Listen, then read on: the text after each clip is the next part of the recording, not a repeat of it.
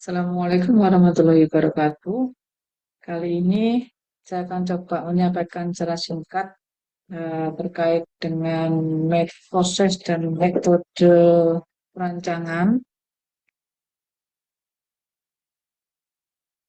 yang tujuannya untuk menyampaikan dasar dan eh, prinsip umum proses dan metode rancang sebelum kita nanti masuk ke proses dan metode rancang yang lebih spesifik untuk desain interior.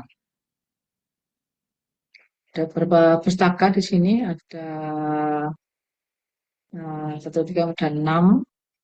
Bisa dicari jika memang ingin belajar lebih lanjut.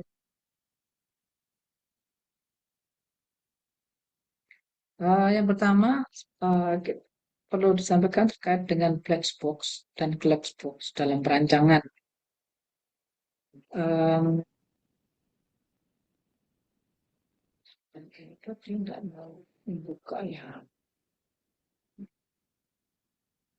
Ya, sudah terbuka.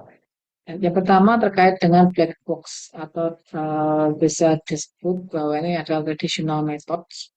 Jadi metode yang lampau sekali yang uh, mungkin tidak bisa diterapkan untuk pembelajaran saat ini. Hasil perancangan dikendalikan oleh masukan yang diterima dari masalah terdahulu serta pengalaman.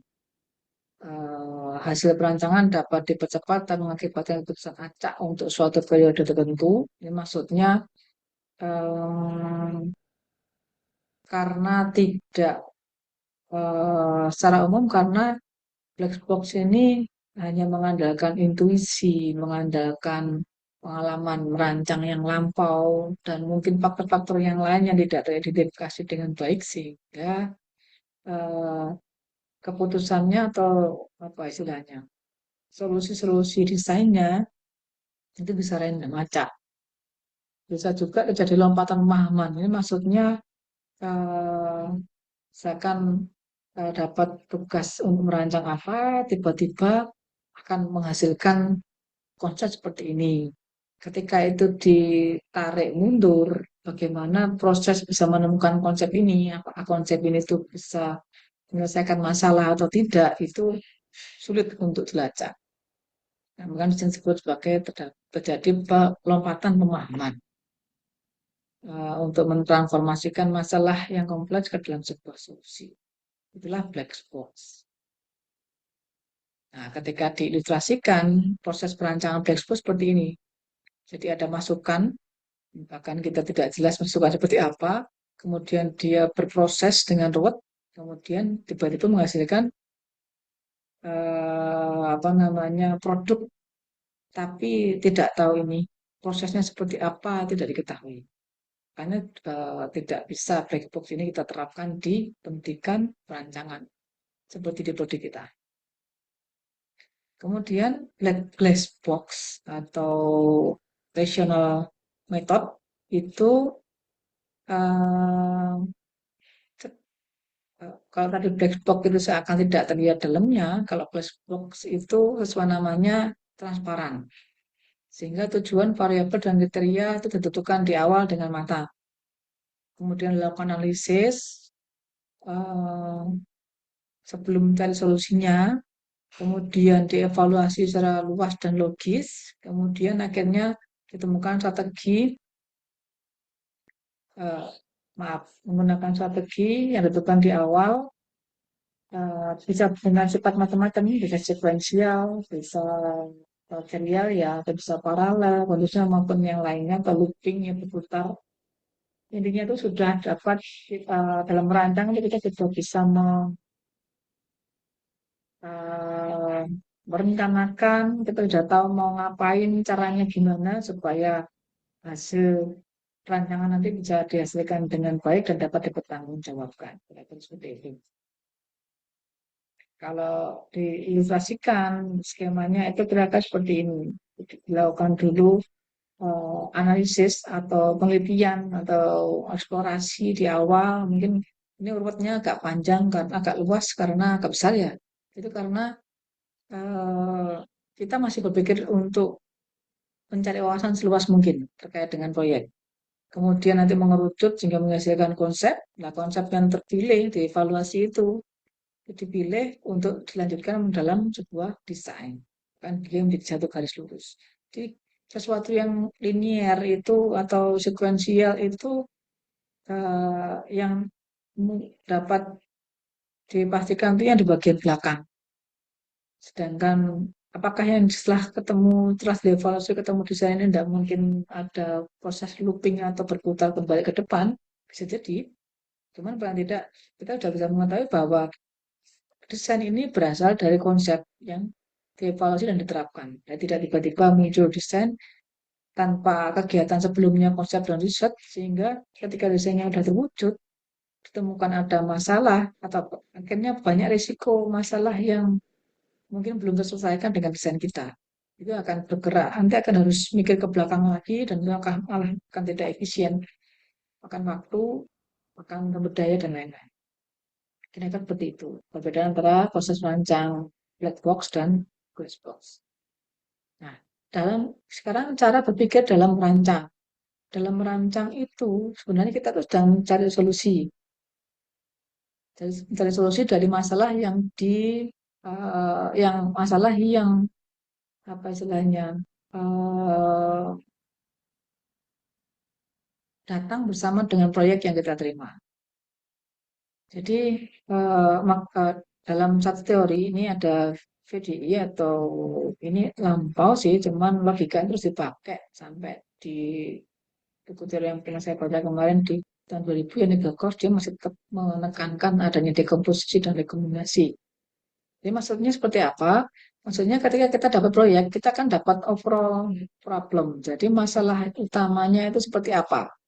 Masalah besarnya seperti apa? Nah, masalah ini untuk dapat dipecahkan itu adalah mencari akar masalahnya. Nah, itu kan kalau istilahnya umum ya, istilah umum seringkali akar masalahnya apa supaya kita bisa menyelesaikan masalah tersebut. Nah, ini hampir sama. Jadi masalah yang gede tadi dipecah menjadi sub problem. Jadi, ini contohnya tiga masalah yang berbeda. Kemudian untuk memperlebih detail lagi dan lebih apa ya agar efektif solusinya itu dipecah lagi sampai ketemu di individual problems itu ya ini yang disebut dengan akarnya akhirnya. Nah, ketika kita tahu akar masalahnya apa, kita bisa mengusulkan individual solution itu kita masukkan solusi-solusi dari masing-masing masalah tadi satu persatu. Sehingga dengan kita menyelesaikan satu persatu masalah yang sudah kecil tadi, sudah individual tadi, kita berarti secara tidak langsung sudah menyelesaikan sub solutionnya. Itu adalah solusi dari sub problem tadi.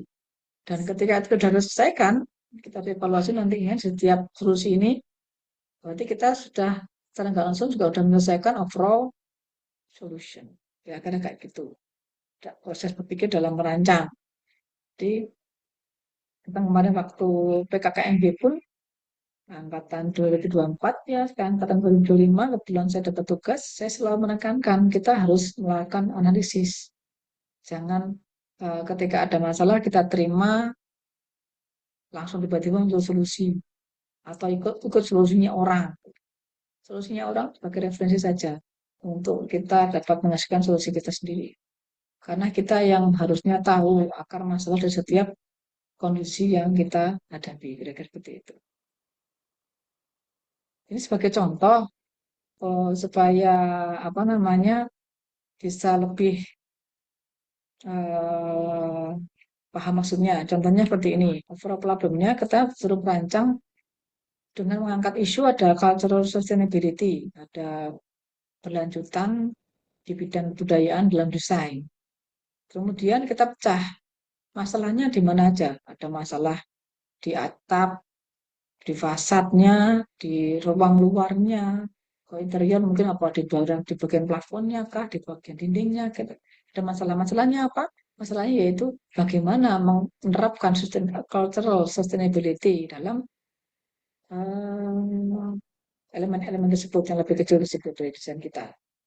Nah, kemudian pecah lagi, fasad itu terdiri dari apa? Oh, ada kolom, ada jendela mungkin, ada pintu, dinding. Nah, itu salah satunya. Ini kita bahas jendela, nih, jendelanya jendela kita pakai jendela kolonial. Kemudian kolomnya pakai kolom Dorik, kolom Yunani itu budaya dari sana ada bawa. Kemudian ruang luar kita pecah lagi. Oh, ada terkait dengan lantainya pakai batu kerikil karena lebih apa tradisional gitu mungkin ya. Kemudian pakai kolam organik, kolamnya betulnya nggak kotak-kotak. Kemudian atapnya, oh pakai atap lebar, kemudian pakai konstruksi kayu gitu ya. Nah, dengan penerapan seperti ini, kalau kita tarik kembali ke lebih umum, oh berarti bagian fasad tadi pakai fasad Yunani mungkin. Kemudian yang bagian apa ruang luar tadi, oh yang kalau organik, batu kerikil yang dipakai tadi, oh pakai taman Jepang aja yang tradisional itu. Kemudian yang atap lebar, konstruksi kayu, oh berarti itu mengarah ke atap Jawa misalkan gitu. Ini atap Pacu satu makan. Ya berarti kan kita sudah dapat solusi nih yang lebih besar, lebih luas dibandingkan yang individual tadi. Pakai fasad Yunani, Taman Jepang, atap Jawa.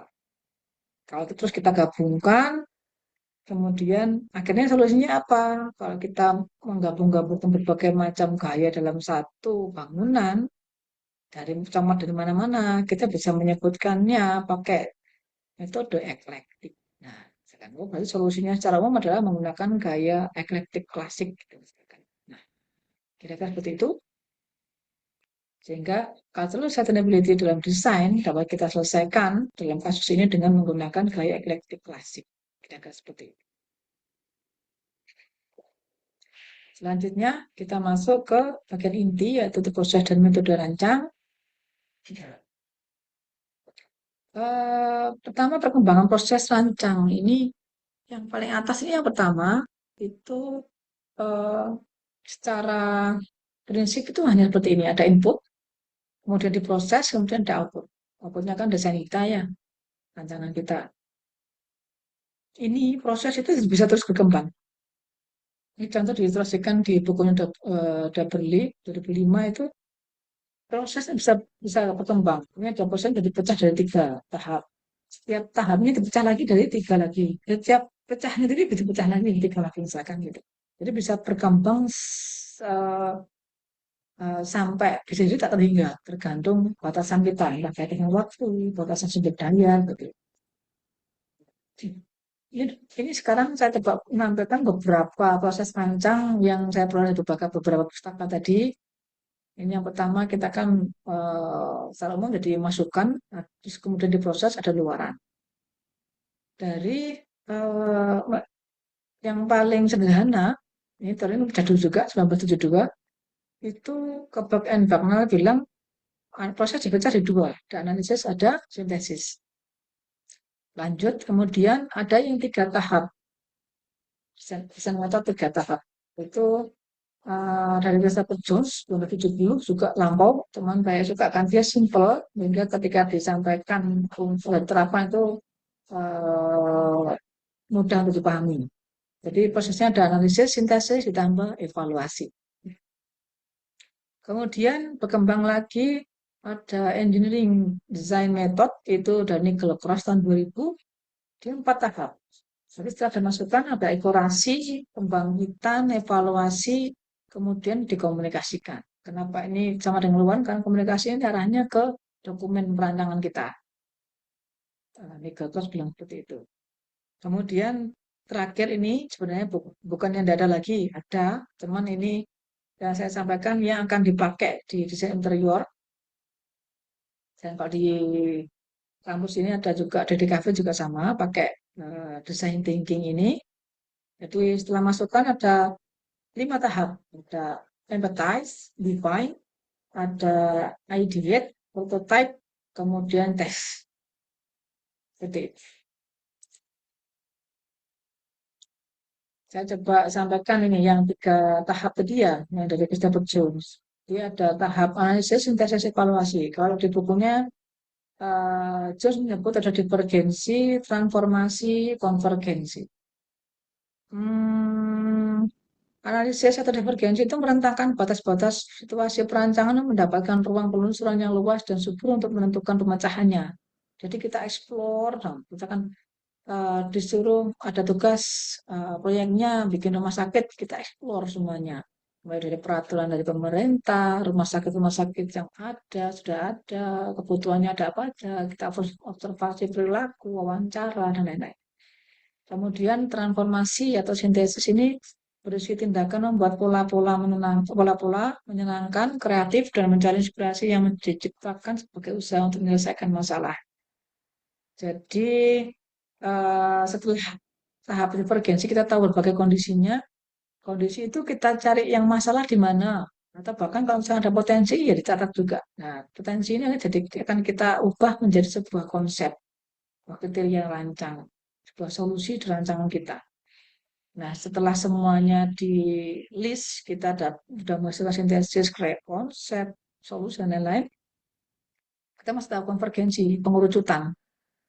Jadi, masuk tahap evaluasi di sana. Jadi, alternatif tadi disaring untuk menuju satu pilihan yang paling optimal untuk digunakan dalam perancangan. Nah, ini yang saya bilang tadi, berarti sudah dievaluasi, sudah dipilih, sudah ada yang terpilih nih, kita pakai yang ini yang kita kembangkan dalam dokumen perancangan. Kita gambar sampai perencanaan detail, gambar di idenya, gambar kerjanya gitu di sini. Setelah melalui tahap evaluasi atau konvergensi. Nah, metodenya apa aja yang bisa kita lakukan di ketiga tahap tersebut? Banyak. Di bukunya Christopher Jones sendiri saya suka karena Jones itu menuliskan banyak metode dan yang ternyata itu masih banyak sampai tetap dipakai sampai sekarang. Contoh, di tahap analisis di exploring design situation itu ada stating objective, jadi kita menetapkan tujuan, studi literatur, mencari ketidakkonsistensian dalam apa dalam kondisi existing gitu. Ya kan bangunannya sama kok ada yang beda nih. Fungsinya sama, sama-sama sekolahnya ada yang beda nih. Kok ada bedanya apa nih? Nah, ini cari tahu seperti itu kira-kira. Kemudian ada wawancara pengguna, menyebar kuesioner, observasi perilaku pengguna, ada systemic testing, terus ada memilih skala dan skala pengukuran. Ini kita sudah masuk tadi kalau sebelum-sebelumnya tadi arahnya masih metode sebelumnya masih ke eksplorasi ya, mencari data sebanyak mungkin. Ketika masuk di sini ini sudah masuk systematic testing ke bawah. Ini dia sudah mau ringkas. Jadi menganalisis. Jadi sorry, setelah menganalisis ya sudah diringkas sehingga kita bisa memilih mana yang akan kita pakai. Informasinya mana yang tidak kita pakai. Karena nggak semua informasi kita pakai semuanya. Makanya di sana ada penentuan skala dari pengukuran. Kemudian terakhir itu ada data logging and data reduction, berarti eh,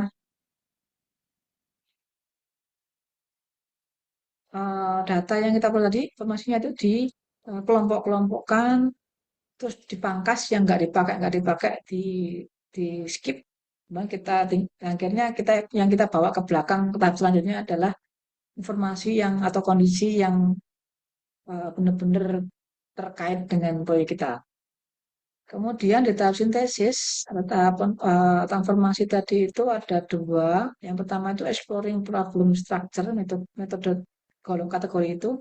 Yang kategori kedua adalah searching ideas. Berarti kalau yang atas ini dia eh, apa ya rasional atau sistemik banget ya untuk mengetahui masalah-masalah dari hasil analisis kita di awal tadi divergensi kita. Ada interaction matrix, ini bisa disebut sebagai metrik ruangan, kayak gitu biasanya, yaitu interaction matrix itu. Kemudian ada interaction net, yaitu bubble diagram. Kemudian ada AIDA, ada system transformation, ini mengubah, misalkan ditemukan suatu, sebenarnya detailnya ada nanti, tapi silakan dibaca sendiri karena Kita fokusnya di mata kuliah ini adalah pakai yang design thinking. Sistem transformation itu ketika kita temukan dengan suatu produk itu sistem jalannya seperti ini, kemudian ada masalah, itu sistemnya kita ubah supaya ketemu solusinya. Kemudian ada innovation by boundary shifting. Ini ada beberapa cara teknik yang bisa kita terapkan untuk mengangkat beban, membuka batas sehingga inovasinya bisa lebih subur, lebih luas gitu loh untuk bisa terjadi. Kemudian ada functional innovation. Kalau yang tadi itu sistemnya diubah, kalau functional innovation itu komponennya yang diubah. Kalau tadi sistemnya terdiri dari misalkan ada apa namanya komponen dari interior itu yang dikerjakan itu ada plafon, dinding, lantai. Nah itu kita bisa mengubah salah satunya. Setelah besar sebenarnya. Bisa lebih spesifik lagi lampunya kah, misalkan sehingga ketika dengan desain yang sama, ketika kita ubah plafonnya, desain plafonnya itu akan menjadi ruangan yang berbeda. Asalnya kayak gitu. Jadi kita mengubah salah satu komponennya atau elemennya itu bisa mengarahkan ke inovasi yang baru. Tinggal kita mau seberapa besar itu perubahannya. Ada Alexander Method, ada Classification of Design Information. Ini diklasifikasikan, dikelompok-kelompokkan, terus kemudian setiap kelompok tersebut dicarikan solusinya. Kemudian ada searching ideas, itu untuk nyari idenya. Kalau tadi yang exploring problem structure itu kita menghasilkan solusi berdasarkan masalahnya. Nah, kalau bisa digabung dengan ini, dengan metode searching ideas, itu bisa lebih kreatif, uh, peluang inovasi lebih gede lagi. Ada beberapa cara, ada brainstorming, nanti kita bawa banyak kepala, banyak banyak teman, kita nyari ide bareng-bareng dengan cepat. Kemudian ada sinektik, sinektik itu ke analogi, jadi kita pakai ilmunya orang biologi buat desain di interior, misalkan kayak gitu dan semacamnya. Misalkan oh mendesain pakai bentuk gajah, berarti kita sedang sinektik dengan hewan gajah untuk misalkan buat tempat duduk gitu, enggak kayak gitu. Removing mental block ini hampir kayak innovation by boundary shifting, tapi dia lebih arah ke kreatif sehingga ada yang beberapa cara, ada yang contohnya eh, ketika masalah secara umum itu bagaimana menyembunyikan kolom yang menonjol di dinding gitu, di interior kan. Di sini kita bisa memutar balikkan, kita balik kalimatnya menjadi misalkan bagaimana menghias kolom supaya menonjol dari dinding misalkan.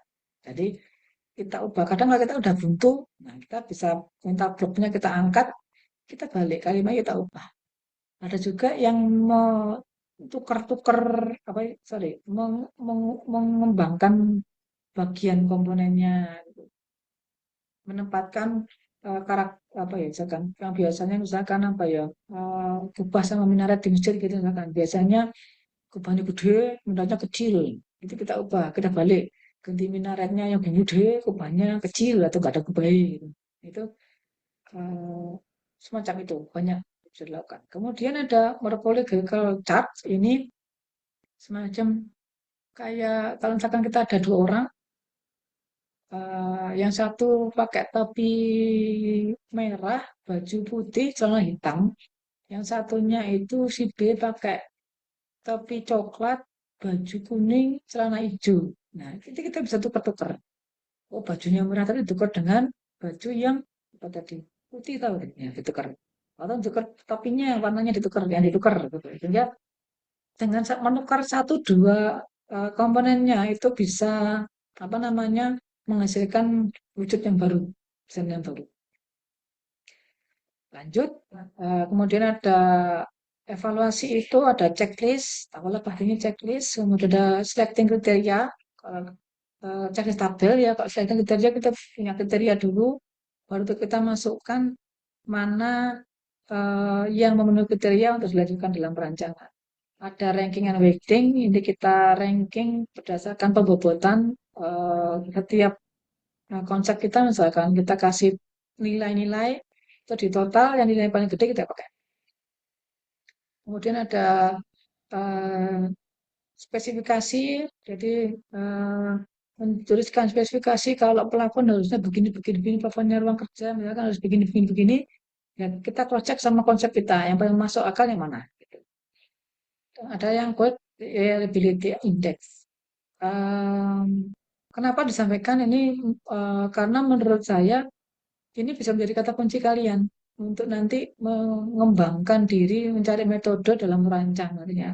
Meskipun pakai design thinking prosesnya nanti, tapi dalam setiap tahapnya kalian bisa berkembang. Tidak hanya dari ini juga, tidak hanya dari Jones juga bisa dikembangkan dengan yang lain. Makanya coba ketika kalian nanti akan dalam mulai merancang, coba ini mungkin bisa dicari keywordnya, googling aja, terus mungkin akan ketemu yang lain nanti. Contohnya, oh ya nanti ada contoh lagi. Contohnya nanti saya sedang mencari tentang apa tadi, misalnya interaction net, nanti akan muncul bubble diagram. Nanti ternyata bubble diagram ada yang seperti apa lagi lah, misalnya. Nanti tinggal milih kalian dalam merancang. Kemudian ada engineering design process, ini 4 tahap. Yang eksplorasi itu seperti divergensi tadi, generation itu seperti sintesis yang khusus konsep. Jadi apa namanya kreativitas di sana di, di, dipakai. Kemudian evaluasi sama dengan tadi sebelum menuju desain yang final, dievaluasi dulu konsep-konsepnya, kemudian dikomunikasikan dalam tahap produksi. Kalau kita di desainnya, gambar desainnya. Kemudian ini yang lebih detail, ini girl cross sama masih dengan 4 tahap tadi, cuman dia lebih dipecah lagi seperti ini. Di sebelah kiri ya, masih di overall problem, sub solution, overall solution. Prosesnya kayak gitu. Dia mulai overall problem itu ada mengklarifikasi tujuan, kemudian fungsinya ditetapkan, menyeting apa, mengatur eh, kebutuhannya apa, terus karakteristiknya seperti apa, kemudian bikin alternatif, dievaluasi itu di detail, dikembangkan detailnya. Metodenya apa yang bisa dipakai? Itu ini gagas memecahkan ada 2 kelompok metode, ada rational method, ada creative methods.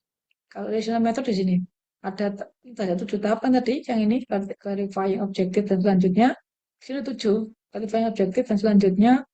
Nah, clarifying objective metodenya apa? Dia pakai objective tree method.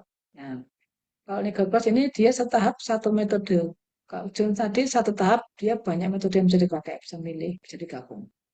Kalau establishing function ada function analysis method. Objective tree method itu kayak eh, ya karena goalnya satu apa untuk mencapai goal tersebut nyabang. Nanti itu bisa nyabang lagi setiap cabangnya tadi itu dan selanjutnya. Kemudian ada performance specification method, kemudian ada morphological chart juga, karena negatif saya lihat banyak beberapa teorinya dia mengambil atau mengutip dari Christopher Jones tadinya 1970 dan selanjutnya. Kemudian creative methodnya ini seperti di metode searching idea tadi. Jadi ada brainstorming, ada synectic, ada analogi-analogi kan, kemudian ada enlarging the search space. Enlarging the search space itu seperti uh, yang boundary tadi, bukan, removing mental block, metodenya hampir sama, telah dibaca. Dan terakhir, itu ada design thinking, yang lain tadi nggak saya skip aja, karena mungkin nggak, apa namanya, terlalu banyak.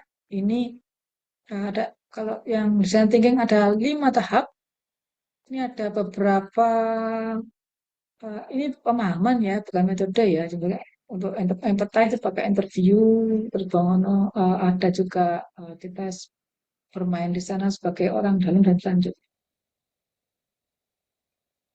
Nanti akan dijelaskan oleh materi selanjutnya. Karena design thinking memang tugas kita yang diterapkan selama 1 semester depan. Ini ada contoh yang lain, saya lampirkan aja supaya menegaskan bahwa ini dari arsitek sebenarnya, dari Chicago Architecture Center 2012 sampai sekarang masih pakai ini, ada 6 tahap, dari menentukan define the problem, mengumpulkan informasi, brainstorming, mencari ide, dikembangkan idenya, dites, cari feedback, cari masukan, dikembangkan lagi, Kemudian bisa jadi setelah faktor pengembangan akan menetapkan problem lagi yang baru lagi seperti itu. Jadi dia muter terus begini. Nanti detailnya bisa dibaca sendiri ya. Sebagai contoh aja. Ada dari yang rancang lain seperti apa? Buahnya. Contoh, ini ada yang lain nih ada eh, 3 buku nih yang saya sebut ini ada Creative John tadi yang bagian untuk merancang bentuk aja dia tadi yang searching ideas, kemudian ada broadband ini yang lebih ke arsitektur, kemudian Antineden juga lebih ke arsitektur. Ini bisa kita pakai karena kalau saya lihat beragam teori untuk interior masih kurang dapat bukunya saya. Mungkin karena waktunya habis, saya stop dulu, jadi saya lanjutkan.